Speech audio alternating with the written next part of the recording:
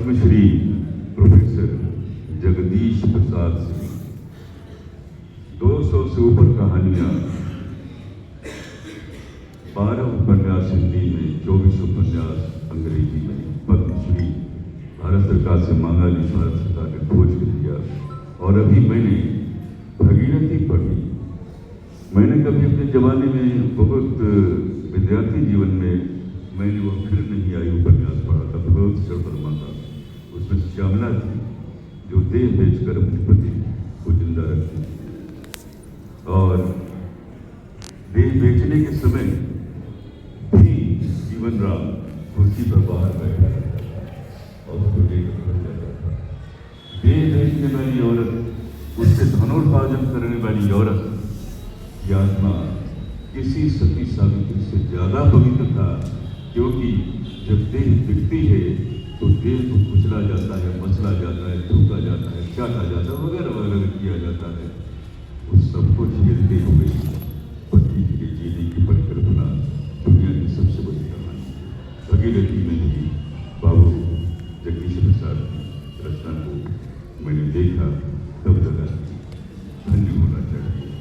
और अंतिम नाम डॉक्टर महेंद्र बंधुकर, जो आने वाले में आज आने वाले थे, कल आएंगे पता नहीं।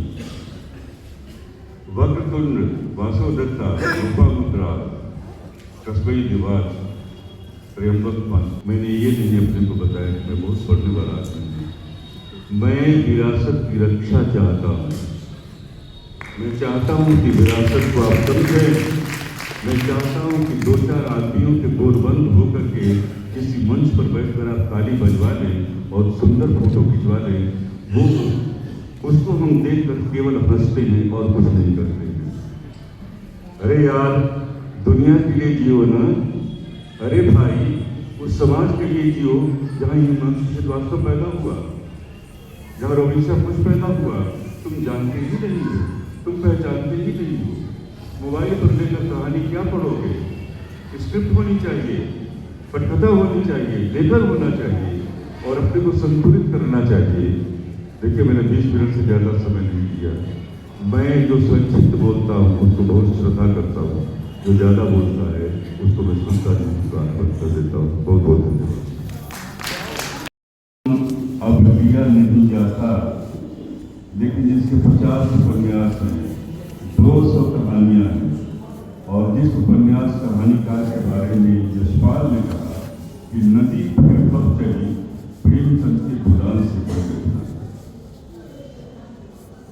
कोई नाम नहीं लिखता है। क्या क्या लोग क्या बोलते हैं, क्या कहते हैं, मैं तो भूल सकता हूँ। मैं फिल्म नहीं जाता, क्योंकि जाऊँगा तो फिर आग लगेगी। इसलिए मैंने अपने को कहीं जाने से अपने को मना कर दिया। लेकिन पता नहीं कैसे मेरा नाम, मैं तो आज गाने वाला हूँ 1 घंटा दर्शन की गजल, इसीलिए बैठा हूँ। कितना सवेरे का अनाउंसमेंट अभी का। तो मैं नाम ले रहा हूँ। पहला नाम है हिमांशु श्रीवास्तव, जन्म 11 मार्च 1934। इनके 50 से अधिक उपन्यास है, कोई नाम नहीं जानता। 150 कहानियाँ और 3 नाटक प्रकाशित हैं। हिमांशु श्रीवास्तव जानते हैं? ये है हिमांशु श्रीवास्तव पहला।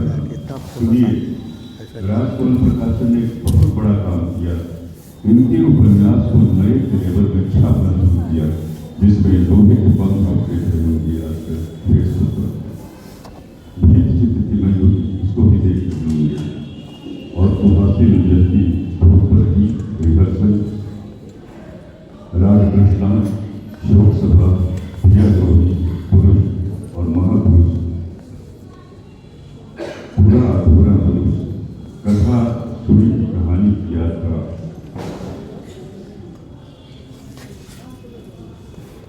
पैदल और नहीं इतनी रचनाएं मैंने आपके सामने बयान की है। हिमांशु श्रीवास्तव, जिसका नाम बिहार में कोई नहीं लेता। मेले लगते हैं, मेले में कुछ नाम हैं, कुर्सियों पर बैठते हैं, कुछ नाम हैं, कुछ सामने बैठते हैं। वो कहता है आपसे अच्छा कोई नहीं, वो कहता है आपसे अच्छा कोई नहीं, और हम सवेरे पेपर देखकर ताली बजाते हैं और चाहे सुस्ती के साथ थोड़ा सा मुस्कुरा देते हैं। दूसरा नाम है रविशा। पूरे भारतवर्ष में नारी मन की को समझने वाला अकेला कहानीकार और उपन्यासकार, जिसने अपने समय में साप्ताहिक हिंदुस्तान रंगीन सारिका क्या नहीं लिखा और क्या नहीं छपा हो गए। यही बात है।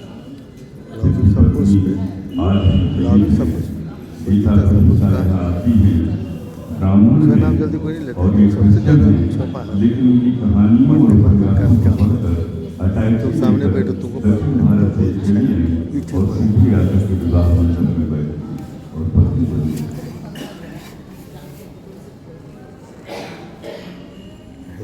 अन्याय को क्षमा, दुल्हन बाजार, कहानी संग्रह और कहाँ भाग गया है। रविशा की कहानियों के प्रोफेसर स्वर ने जो नारी का उत्पीड़न है, नारी का जब बलात्कार होता है तो बलात्कार को इसी बात में कि कोर्ट में जाएंगे तो कैसे हुआ, क्यों हुआ, कितना रोई, कितना गाई, कितना फूल मिलता वगैरह वगैरह, तो वहाँ शीशा लेकर शरीर का दिए की दो जल्दी बनाई जाती है। एक सिपाही बलात्कार करता है। ये शोषण आप लोग की कहानियों को प्रयासों को उठाकर देखिए। मैं केवल ये बता रहा हूँ कि इनके नाम को आप याद रखिए, विस्मृत न करें, स्मृति न करिए रखिए। जैसे भूख में भूख जो कहानी है उसमें पुलिस वाला ही बलात्कार करता है, अजनबी होता हुआ मकान में घर के लोग बलात्कारी होते हैं, तलाकशुदा इसकी मिला। तीसरा नाम मेरा इसलिए नाम नहीं लिया, रेडियो स्टेशन में ये व्यक्ति प्रोड्यूसर हुआ करता था, पूर्णिया करने वाला। उसका नाम है डॉक्टर मधुकर गंगाधर, जो स्टेशन डायरेक्टर हुआ बाद में। 10 कहानी संग्रह, 3 रंग, 1958, हिरणा या आंटी 1961, नागरिकता के छिलके 1972, शेरशाह खुशी की रोजनामचा। ये कहानी छप गई साप्ताहिक हिंदुस्तान में, याद नहीं है। राणा बाबू एक स्टेशन डायरेक्टर थे जो जिस तरह से 2 फोन का प्रयोग करते थे उसी पर ये पूरी कहानी थी और सस्पेंशन होने लगा। मतलब गंगाधर का शेरशाह खुशी का रोजनामचा। गर्म गोश्त पर पीली तस्वीर 1976, जम्मू का कस्बा नगर वगैरह वगैरह और बहुत थे। तुम्हें इतना आप याद रखें, मजदूर इलाके को बुलाया, मैं तो नाम बता रहा था। कांग्रेस का तो नाम दिया ही जाता है, इसलिए संतोष दीक्षित का भी नाम दिया ही जाता है, ऋषिकेश सुलभ का नाम लिया ही जाता है। ये लोग तो मेले में थे ताजा। डॉक्टर गंगेश गुंजन ये रेडियो स्टेशन में मैथिली के प्रोड्यूसर हुआ करते थे, स्टेशन डायरेक्टर होकर रिटायर्ड हुए।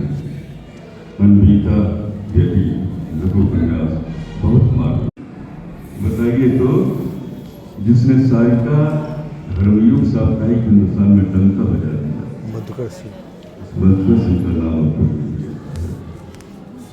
देखिए। कहानी संग्रह सबसे बड़ा अच्छा उत्तर का था, पूरा नाम तो मत बोलो भाई। पहला दिन माई जैक्सन की तपस्या है, हमारे आरा करने वाला दोनों डॉक्टर भी और ये आजकल दुनिया से विलुप्त होकर वाराणसी में रहते हैं, लोगों से मिलना जुलना बोलना छोड़ दिया। बाबूजी हरिहर काका जन्म चतुर्श्लोक राम के शुरू होने से पहले उपन्यास। बिंदु सिन्हा जयप्रकाश जी की उपन्यास है, 8 से अधिक उपन्यास, सैकड़ों कहानियां, अपराधी की औलाद, मनुष्य इकाई है, माटी का माटी, रहने वाले हैं, भोजपुरी में लिखते हैं। लेकिन जन्म ये वही व्यक्ति है मुजफ्फरपुर में चंद्रकांता के लिए और चंद्रकांता संतति के लिए, जिसके घर पर लंबी लाइन रात भर लगी रहती थी, किताब कब सामने आई। यानी साहित्य को अमर कर देने वाला मुजफ्फरपुर का देवकी नंदन पत्री को हम कैसे भुला सकते हैं। प्रथम तैयारी के लिए जाना पहचाना नाम, ये सभी नाम हमारे लिए बस 4-5 नामों को ले लिया वीडियो पर और कह दिया कि हम तो साहित्यकारों के बारे में कितना कुछ जानते हैं। राजा जी का नाम आया तो राम रही पुरुष और नदी सूरदास सांस्कृतिक उपन्यास से महिलाचर के पहले वर्ष की कथा से पहले अद्भुत रचनाकार विभूति फांसी वाकाया निगम देश की राजकन्या और आचार्य सुभूषण साहब कहानी संस्कृत वैसे विश्व के दांत नहीं बोल सकती है। 1951 और नकेल के प्रबंध में जो अंतिम नाम है नरेश, उसका एक उपन्यास ईश्वर की छठी कन्या अलौकिक